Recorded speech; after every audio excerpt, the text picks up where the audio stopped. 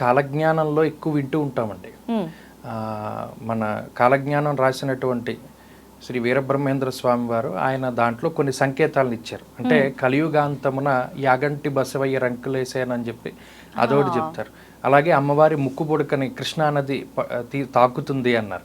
నిజానికి కృష్ణానది ఇప్పుడు ఎంత లెవెల్లో ఫ్లో అవుతుంది, అంత హైట్లో వచ్చి అమ్మవారి ముక్కు పొడకను తాకింది అంటే అది ప్రళయమే నిజానికి. అంటే ఇక్కడ మనం చాలా రకాలైనటువంటి విషయాల్ని పరిగణలోకి తీసుకోవాలి. నైసర్గికమైనటువంటి విషయాలు, గతంలో ఉండేటువంటి వారికి విషయ పరిజ్ఞానం చాలా ఎక్కువ.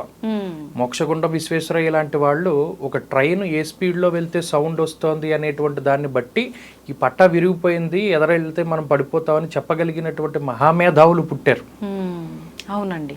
మన ఈ కృష్ణానది ఫ్లో అయ్యేటువంటి ప్రాంతం అది ఏ హైట్లో ఉంది, మిగతా భూభాగం అంతా ఏ హైట్లో ఉంది, బహుశా ఈ నైసర్గిక స్వరూపాలన్నీ కూడా వాళ్ళకి తెలుసుంటాయి. ఎందుకంటే ఏ విషయం కూడా రాసినా వాళ్ళు ఉత్తనే రాయరు. ఉదాహరణకి శ్రీకృష్ణదేవరాయలు ఒక మాట చెప్తారు, దేశ భాషలందు తెలుగు లెస్స అన్నాడు ఆయన.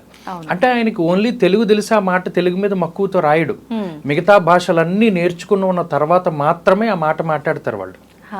సో ఒక మాట వెనకాల ఏముంది అనేటువంటి దాన్ని మనం పరిశీలన చేయాలి. అలాగే యాగంటి బసవయ్య అంతకంతకు పెరుగుతారు అన్నారు.